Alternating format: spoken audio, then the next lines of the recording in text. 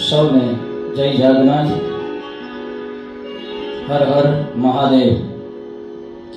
વાલા ભક્તજનો, આજે 29મો દિવસ અને શિવ કથામાં પ્રવેશ કરીએ એ પહેલા મંગલાચરણ કરીએ. અને મંગલાચરણમાં પણ શિવના જ શ્લોકો છે, જે એક શ્લોક કાયમ માટે આપણે સાંભળતા હોઈએ છીએ, પણ આજે બધા શ્લોક સાંભળીશું અને સાથે અર્થ કરીશું. પહેલો ગણપતિનો લઈએ, બાકીના બધા શિવના શ્લોક લઈશું. તો ચાલો મંગલાચરણ અને કથામાં પ્રવેશ કરીએ. આજની કથા છે એ મહિમ્ન સ્તોત્ર, ભગવાન શિવનું પુષ્પદંત દ્વારા જે રચવામાં આવ્યું સ્તોત્ર, એ કેવી રીતે રચાણું, શા માટે પુષ્પદંતને એવી ઈચ્છા થઈ કે હું શિવનું આવું સ્તોત્ર રચું, તો એની કથા આજે સાંભળીશું. અને કાલે એટલે શનિવારે આપણે ભગવાન શિવની જે મહિમ્ન સ્તોત્ર છે એ આખું મહિમ્ન સ્તોત્ર સંસ્કૃતમાં લઈશું, સાથે એનો અર્થ લઈશું. અને શ્રાવણ માસની અમાસ છે એ અહીંયા પૂર્ણ થાય. મહાદેવને પ્રાર્થના કરીશું કે આ કથાઓ દ્વારા જેમને પણ થોડું ઘણું જ્ઞાન થયું હોય તો મહાદેવ એને તારી પ્રીતિ વધે એવા આશીર્વાદ તું આપજે, અને એનું કલ્યાણ થાય એવા આશીર્વાદ આપજે. બાકીનું આપણે કાલે કરીશું, પણ આજે મંગલાચરણ કરીએ, પ્રવેશ કરીએ. ગજાનનં ભૂતગણાધિસેવિતં કપિતજંબુફલચારુભક્ષણં ઉમાસુतं શોકવિનાશકારકં નમામિ વિઘ્નેશ્વરપાદપંકજં. વંદે દેવમાપદે સદગુરો વંદે જગત્કારણં વંદે વનભૂષણં પ્રગજરામ વંદે પશૂનાંબતી વંદે સૂર્યશશાંકવહનિનયનં વંદે મુકુંદં પ્રિયં વંદે ભક્તજનાશ્રયં ચ વરદં વંદે શિવં શંકરં.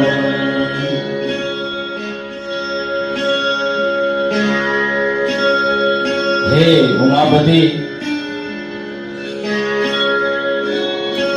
શિવગુરુ, જગતની ઉત્પત્તિ કરનાર, સર્પના આભૂષણ પહેરનાર,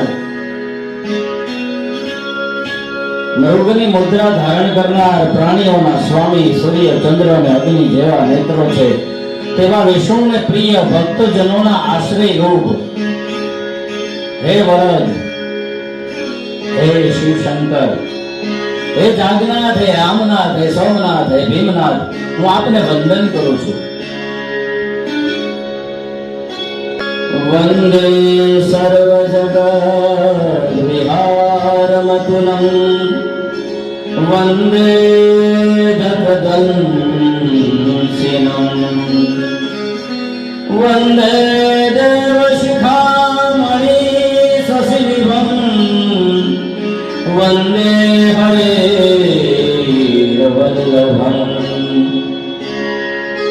વંદે નાગભુજંગભૂષણધરં વંદે શિવં ચિન્મય વંદે ભક્તજનાશ્રયં ચ વરદં વંદે શિવં શંકરં. અખિલ વૈશ્વવિહારી, અનુપમ, અંધક રાક્ષસનો નાશ કરનાર, તેઓના મસ્તક મણિરૂપ ચંદ્ર જેવા વિષ્ણુ પ્રિય નાગ અને સર્પના ભૂષણ કહેનાર કલ્યાણકારી ચિન્મય ભક્તજનોના આશ્રય રૂપ વરદ શિવ શંકર ને મહાદેવ જાગનાથને હું વંદન કરું છું. વંદે દિવ્યમચિંત્યમ દ્વયમહં વંદે કંદર્પાપ્રભં વંદે નિરમોદમાદિમૂલમનિષં વંદે મકરધ્વનિશીલં વંદે સત્યમનંતમાદ્યમલયં વંદે દિશાંતકૃતિં વંદે ભક્તજનાશ્રયંદવરદં વંદે શિવં શંકરં. દિવ્ય અચિંત્ય અનન્ય કામદેવના વિનાશક નિર્મૂળ આદિમૂળ દક્ષના યજ્ઞનો ભંગ કરનાર સત્ય અનન્ય આદ્ય અવિનાશી જેનો ક્યારેય નાશ નથી, અનન્ય છે, આદ્ય છે, અતિ શાંતિની મૂર્તિ છે. તમે શિવ જુઓ ગમે ત્યારે, ભાગ્યે જ કોઈ ભક્ત ભીડમાં હોય અને શિવને ક્રોધ આવ્યો હોય, બાકી એની મુદ્રા જુઓ, ધ્યાનસ્થ મુદ્રા હંમેશા. કોઈ પણ ફોટો જુઓ તમે, ભગવાન શિવ એકદમ ધ્યાનમાં બેઠા હોય. કરુણાની મૂર્તિ એટલે તો કીધું ને કર્પૂર ગૌરમ કરુણાવતારમ. આપણે આરતીમાં જે મંત્ર ગાઈએ ને એ આરતીનો નથી, એ ભગવાન શિવનો છે. કર્પૂર ગૌરમ કરુણાવતારમ સંસાર સારમ ભુજગેન્દ્રહારમ સદા વસંતમ હૃદયારવિંદે ભવં ભવાની સહિતં નમામિ. આ મંત્ર ભગવાન શિવનો છે કે તમે કપૂરના ગૌર જેવા છો, કરુણાની મૂર્તિ છો. કપૂર ગૌરમ કરુણાવતારમ, સંસારનો સંસાર સારમ, સંસાર આખીનો સાર કોઈ હોય તો મહાદેવ છે અને એ જ તારનાર છે. નાગનો હાર ધારણ કરો, ભુજગેન્દ્ર હારમ સદા વસંતમ હૃદયારવિંદે. હે ભગવાન, તમે અમારા હૃદયમાં સદાય માટે વસો છો. અને હરને માં ઉમા સદા વસંતમ હૃદયારવિંદે ભવમ ભવાની. શિવ અને ભવાનીને હું નમસ્કાર કરું છું. આ શ્લોકનો આ અર્થ થાય. પણ આપણે અત્યારે જે શ્લોક ચાલી રહ્યો છે એમાં આવ્યું કે આદિ છે, આદ્ય છે, અવિનાશી, અતિ શાંત મૂર્તિ, ભક્તજનોના આશ્રયદાતા વરદ એવા શિવ શંકરને હું વંદન કરું છું. વંદે પુરતમં ભુજાક્ષ વિશિખં વંદે શ્રુતિલોટકં વંદે શૈલસરાસनं પરિગુણં વંદે ધીતુણીરકં વંદે પદ્મજસારથી પુરહરં વંદે મહાભૈરવં વંદે ભક્તજનાશ્રયંતવરદં વંદે શિવં શંકરં. પૃથ્વી રૂપી રથવાળા, અંબુજા દેવીની આંખ રૂપી બાણ વાળા, વેદ રૂપી અશ્વો વાળા, શૈલાધિરાજ રૂપી ધનુષ વાળા, સર્પો રૂપી પણછ વાળા, અરે પ્રજ્ઞા રૂપી બાધા વાળા, બ્રહ્મા રૂપી સારથી વાળા, આ ત્રિપુરને મારનાર મહાભૈરવ, ભક્તોના આશ્રયદાતા વરદ ભગવાન હે શિવશંકર, હે સોમનાથ, હે રામનાથ, હે નાગનાથ, હે કાકનાથ, તને અમારા વંદન છે. વંદે પંચમુખાંબુજં ત્રિનયનં વંદે લલાટે ક્ષણં વંદે વ્યોમગतं જટાસુમુકુટં ચંદ્રા सिद्धार्थ गंगाधरम वंदे भस्मकृतं त्रिपुण्डजटिलं वंदे विष्णुमूर्त्यात्मकं वंदे भक्तजनाश्रयं वरदं वंदे शिवं शंकरं। कमल समान पंचमुख वाला त्रण नेत्र वाला कपाळની અંદર ત્રણ નેત્રો છે આકાશમાં રહે જટા અને મુકુટ વાળા અર્ધચંદ્ર તથા ગંગાને ધારણ કરનાર ભસ્મથી ત્રિપુંડ રચનાર જટિલ અષ્ટમૂર્તિ રૂપ ભક્તજનોના આશ્રયદાતા વરદ હે ભગવાન હે મહાદેવ હે જાગનાથ અરે હે રામેશ્વર હે સોમેશ્વર હે મહેશ્વર હે મુક્તેશ્વર તને અમારા સત્સત નમન છે। वंदे कालहरं हरं विषधरं वंदे मृडं दुर्जटिं वंदे सर्वगतं दयामृतनिधिं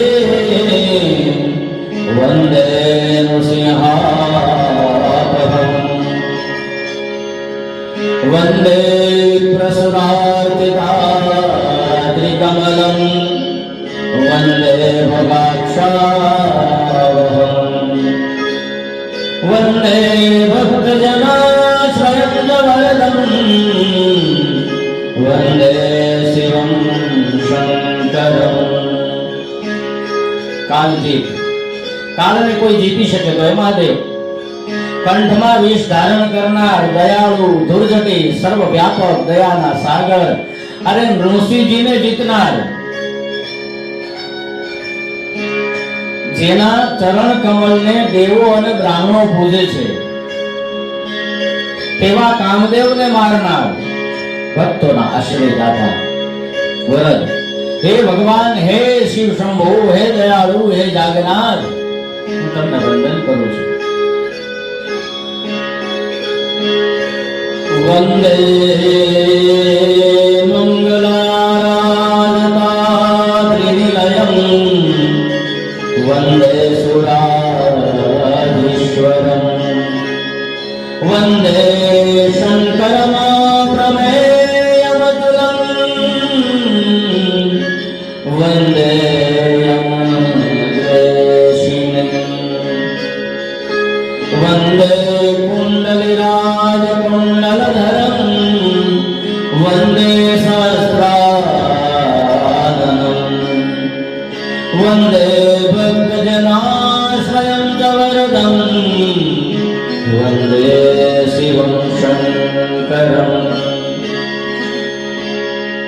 મંગળ શ્વેત ચાંદી જેવા કૈલાસ ઉપર વસનાર દેવાધિદેવ કલ્યાણ કરનાર અનંત અતુલ કાળને જીતનાર સર્વરાજના કુંડળ વાળા હજાર મુખ વાળા હે ભક્તજનોના આશ્રયદાતા હે શિવ હે ભગવાન હે કલ્યાણ હું તમને વંદન કરું છું। वंदे हंसमतेन्द्रियं स्मरहरं वंदे विरूपेक्षणं वंदे भूतगणेशाव्ययमहं वंदे विरूपेक्षणं वंदे सुन्दरसौरभेयगमनं वंदे त्रिशूलायुधं वंदे भक्तजनाश्रयं च वरदं वंदे शिवं शंकरं। हंस विशुद्ध आत्मा रूप इंद्रियातीत कामदेव हरण करनार विरूपाक्ष भूत गणोना अधिपति अविकारी संपत्ति और सत्ता आपनार सुंदर वृषभ ऊपर विराजमान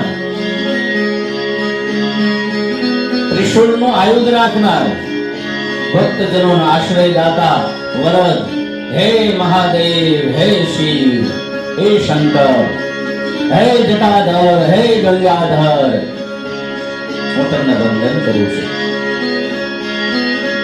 વંદે સૂક્ષ્મમનંતમ માધ્યમભયમ વંદે અંધકારાપહમ વંદે રાવણનંદિભૃંગીવિનતમ વંદે સુવર્ણાવૃતમ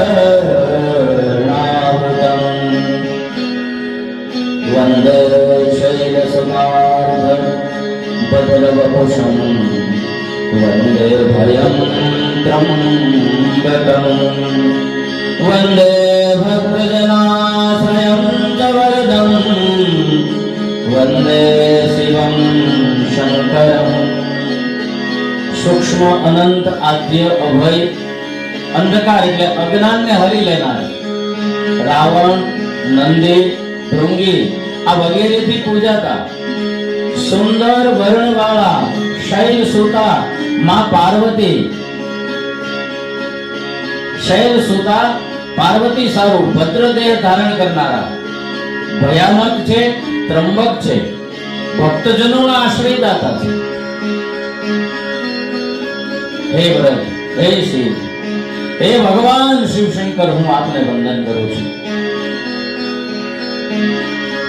વંદે પાવનમંગલાન્મવીભવમ વંદે મહેશ્વરમ વંદે ભક્તજનાશ્રયામર્તરો વંદે નતાભીષ્ટદમ વંદે જગન્સુતાંબિકેશમનિશમ વંદે ગણાધીશ્વરમ વંદે ભક્તજનાશ્રયં ચ વરદમ વંદે શિવં શંકરમ વંદે શિવં શંકરમ. પાવન આકાશ જેવું જેનું સ્વરૂપ છે ઇન્દ્રિયના અધિપતિ ભક્તજનોને આશ્રય આપનાર દિવ્ય કલ્પવૃક્ષ નમન કરનારને ઈચ્છિત સુખ આપનાર ઈચ્છિત વસ્તુ આપનાર આ જહનોપુત્રી ગંગા તથા અંબિકા માં પાર્વતીના સ્વામી ગણાધિપતિ ગણના અધિપતિ એવા એના પિતા ગણપતિના ભક્તજનોના આશ્રયદાતા વરદ ભગવાન શિવશંકરને હું નિત્ય વંદન કરું છું. વચ્ચેના એક શ્લોકમાં ભગવાન નરસિંહને રાજી કરવાની વાત છે. તો પ્રહલાદને પોતાના પિતા હિરણ્યકશ્યપુ જ્યારે મારી રહ્યા હતા ત્યારે ખંડોમાંથી ભગવાન નરસિંહ પ્રગટ થયા અને પોતાના નખથી હિરણ્યકશ્યપુનો ઉદર ચીરી નાખ્યો. પછી તેનો વિકરાલ જે ક્રોધ છે શાંત ન થયો અને ભયાનક ગર્જનાઓ કરવા લાગ્યા. ત્યારે ભયભીત થયેલા દેવતાઓએ ભગવાન શિવને સ્તુતિ કરી અને ભગવાન શિવે પોતાના તેજથી આ નરસિંહ છે ને નૃસિંહ તેનો ક્રોધ શાંત કર્યો હતો. આ આગળના એક મંત્રની અંદર એનો ઉલ્લેખ છે. આજની કથામાં પ્રવેશ કરીએ તો ભગવાન શિવને રાજી કરવા માટે પુષ્પદંતે રચેલી જે કાવ્યકૃતિ એને આપણે મહિમ્ન સ્તોત્ર કહીએ છીએ. ભગવાન શિવ મહાદેવ ના અસંખ્ય પદો સ્તુતિઓ ગીતો ભજનો અન્ય અનેક કૃતિઓ છે પણ દરેકમાં શિવજીની મહિમાનું વર્ણન કરનારું ભક્ત શ્રી આ પુષ્પદંતનું જે શિવ મહિમ્ન સ્તોત્ર છે એ ખૂબ જ લોકપ્રિય અને પ્રચલિત છે. અનેક ભાષાઓમાં આનું ટ્રાન્સલેશન થયેલું છે અને આ સ્તોત્ર શિવજીને પ્રસન્ન કરનારું છે. ઘણા આચાર્યોએ આનું વર્ણન તથા વિવરણ કરેલું છે.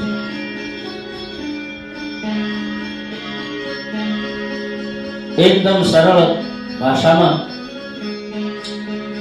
શ્રાવણ માસમાં તો ખાસ આ સ્તોત્ર છે એનો પાઠ કરવો જોઈએ. સવારમાં વહેલા ઉઠી નાહી ધોઈ અને તમે યુટ્યુબમાં મહિમા સ્તોત્ર ચાલુ કરી દો, એક અઠવાડિયું તમે દરરોજ સાંભળશો એટલે અમુક શ્લોકો તમને ધીમે ધીમે કંઠસ્થ થવા લાગશે. અને પછી જ્યારે પણ તમને ઈચ્છા થાય ત્યારે તમે તમારા ઘરે ભગવાન શિવનો અભિષેક કરી શકો છો. દૂધ અને પાણી લઈ શૃંગી નીચે એક મોટો ત્રાસ મૂકો, ઘરે શિવલિંગ હોય તો મૂકી દો અને મહિમા સ્તોત્રનો પાઠ કરતા કરતા ભગવાન શિવનો અભિષેક થઈ જશે. આ મહિમા સ્તોત્રમાં કુલ 43 શ્લોકો છે, જેમાં શરૂઆતના 29 શ્લોકો છે એ શિખરણી છંદમાં છે અને બાકીના હરિની માલિની અનુષ્ટુપ છંદ તથા વસંત તિલકા છંદમાં રચાયેલા છે. આ ભક્ત કવિ પુષ્પદંતનો પરિચય. આ પુષ્પદંત એક ગંધર્વ રાજ હતા. તેના દાંત ખરેખર કંદ પુષ્પની માફક કળીઓની સમાન ધોળા અને સુંદર હતા. તેથી એનું નામ પુષ્પદંત પડ્યું હતું અને એ પુષ્પદંત તરીકે પ્રસિદ્ધ થયા હતા. તેઓ શરીરે સુંદર અને ગુણ ભક્તિ તથા ઐશ્વર્યથી શોભતા હતા. એ ભગવાન શિવના પરમ ભક્ત હતા. શિવજીના માનીતા ગણ પણ હતા. તે વાત તેમણે પોતે પોતાના રચેલા સ્તોત્રમાં જણાવેલી છે. આ શ્રી પુષ્પદંત સંવંત 1480 પહેલા થયા હોય એવું અનુમાન ઇતિહાસકારો માને છે. પરફેક્ટ ટાઈમ એનો નક્કી નથી. કેટલાક એવું માને છે કે આ પુષ્પદંત એ આ સમયની અંદર જન્મ્યા હશે, પરંતુ એનો કોઈ ચોક્કસ ખાસ આધાર નથી. તેઓની વિશેષ માહિતી પણ ઉપલબ્ધ નથી. આ પુષ્પદંત રૂપી પુષ્પમાંથી આ મહિમા સ્તોત્રના રૂપમાં આ સ્તુતિ પ્રગટતી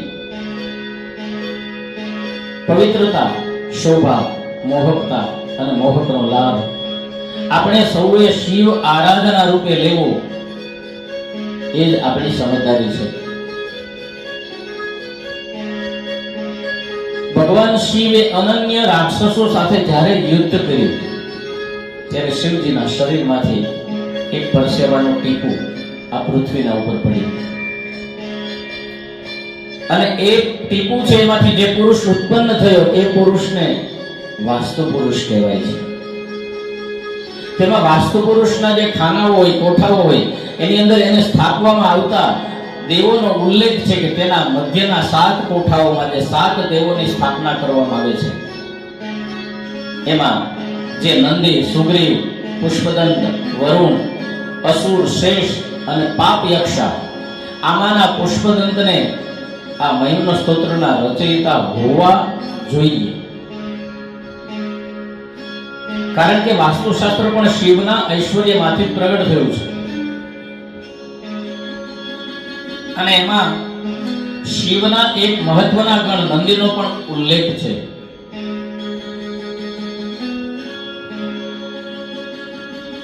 મહિમા સ્તોત્રની રચના કેવી રીતે થઈ?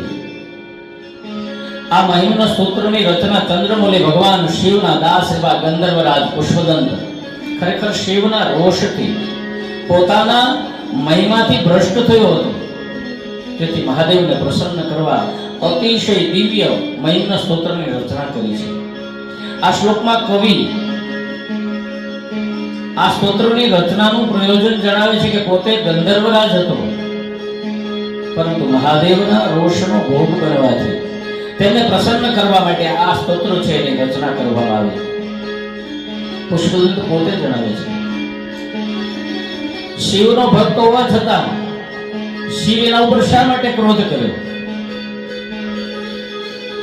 ભગવાન શિવનો પરમ ભક્ત હતો અને છતાં ભગવાન શિવે એના ઉપર ક્રોધ શા માટે કર્યો? શિવજીના સાનિધ્યમાં રહેનાર પુષ્પદંતે એકવાર ભગવાન શિવને ચડાવવામાં આવતી જે વસ્તુઓ, દ્રવ્ય, પુષ્પ કે ધૂપ, બેલીપત્ર વગેરે જે શિવ નિર્માલ્ય તરીકે ગણવામાં આવે છે, એક વખત પુષ્પદંતે ભૂલથી તે જે શિવ નિર્માલ્ય વસ્તુઓ હોય એનો અનાદર કરીને ઉપયોગ કર્યો એટલે નિયમ ભંગ થયો, એનો અપરાધ બની ગયો. એથી ભગવાન શિવજીએ તેને શ્રાપ આપી દીધો કે તેની આકાશમાં ઉડવાની શક્તિ નાશ પામે અને આ ગંધર્વનો તેમને મહિમા આ રીતે ઘટી ગયો. એને પૃથ્વી ઉપર રહેવું પડ્યું. આ પુષ્પદંત છે એને શ્રાપ મળ્યો એટલે એનો જે મહિમા હતો, આકાશમાં વિતરણ કરી શકે, શિવની પૂજા કરી શકે, એ એનાથી પછી કંઈ થયું નહીં. તેથી તેણે ભગવાન શિવની પાસે ક્ષમા યાચના કરી, ભગવાન પાસે માફી માંગી અને આ શિવ મહિમના નામના અત્યંત સુંદર અને અલૌકિક સ્તોત્ર રચી ભગવાન શિવજીનું ગુણગાન કર્યું. એ માફી માંગીને એમાં જ એ માફીમાં જ આ શબ્દો જે નીકળ્યા એ મહિમનું સ્તોત્ર બની ગયું. અલૌકિક સ્તોત્ર રચી ભગવાન શિવના ગુણગાન કર્યા. શિવજી પ્રસન્ન થયા, પુષ્પદંતને ફરી મહિમાવાન બનાવ્યો. બીજી એક કથા છે જેને દંત કથા કહેવામાં આવે છે. શાસ્ત્રનો આધાર બહુ ઓછો છે. આ ગંધર્વરાજ પુષ્પદંત કાશી નરેશના બગીચાની અંદર દરરોજ રાત્રિએ ફૂલોની ચોરી કરવા આવતો.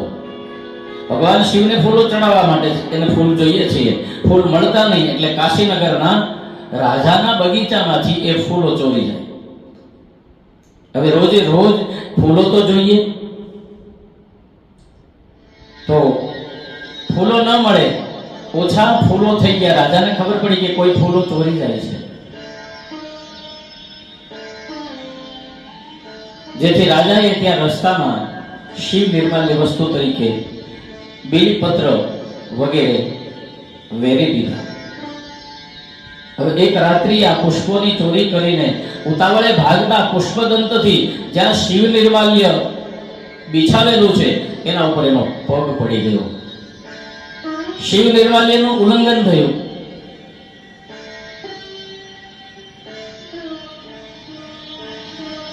શિવ નિર્માલ્ય આ વસ્તુ ઉપર પોતાનો પગ પડ્યો, એનાથી શિવજીએ શાપ આપ્યો. શિવના શાપથી તેનું જે કંઈ તેજ હતું એ ઘટી ગયું. તેની જે શક્તિ હતી એનો નાશ થવાથી તે પોતાના મૂળ સ્વરૂપમાં આવી જતા તે રાજાનો ગુનેગાર બની ગયો અને પકડાઈ ગયો.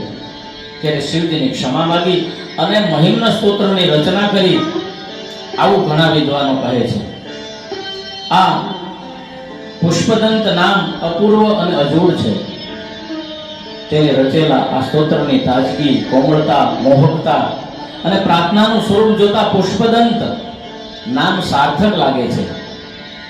જેના દાંત પુષ્પો જેવા હોય, એની જીભ, હૃદય, વાણી અને વર્તન પણ પુષ્પોમય હોય તેવો આભાસ આપણને આ મહિમ્ન સ્તોત્રની રચના સાંભળ્યા પછી થાય છે.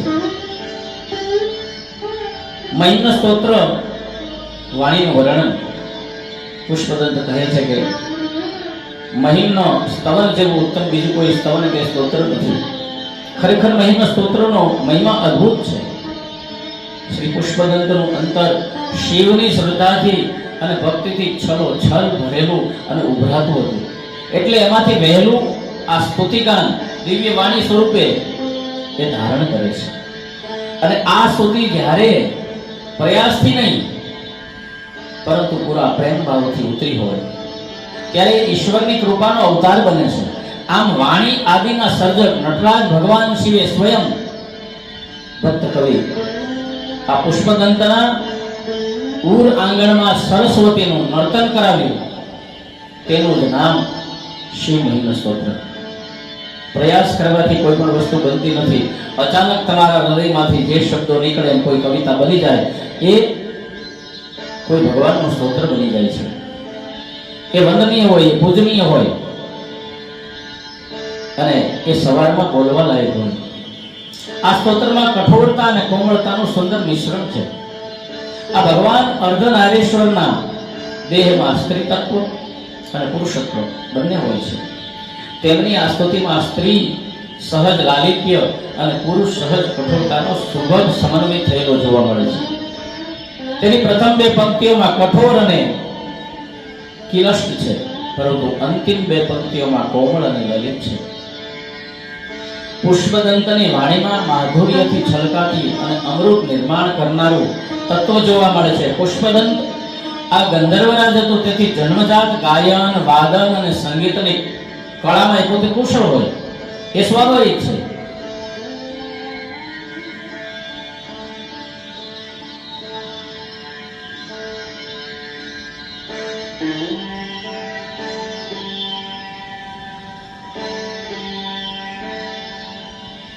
તેથી સમગ્ર શિવમહિમ્ન સ્તોત્રમાં શબ્દોની પસંદગી પણ અતિશય મધુર અને હૃદયને સ્પર્શે એવી છે કે લયબદ્ધ ગાઈ શકાય તેવી છે.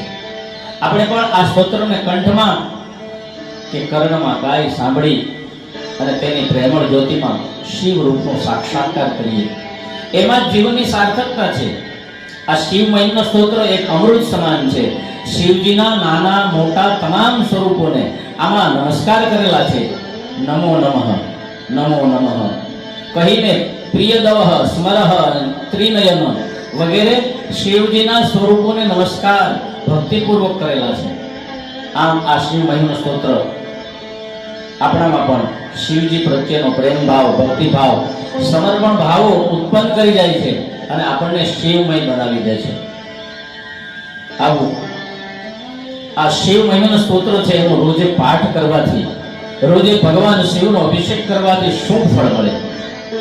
આ સ્તોત્રની ફળશ્રુતિ દેવી, દાનવો અને માનવોથી પૂજાતું સ્વર્ગ અને મોક્ષના કારણરૂપ એકમાત્ર કારણરૂપ આ પુષ્પદંતે રચેલા આ અમોઘ શિવમહિમ્ન સ્તોત્રનો જે કોઈ મનુષ્ય હાથ જોડી અનન્ય ભાવ, પ્રેમ ભાવે પાઠ કરશે તેનો કિન્નરો એટલે કે શિવજીના ગણો પણ ગુણગાન કરશે અને તે શિવલોકમાં શિવનું સાયુજ્ય પામશે.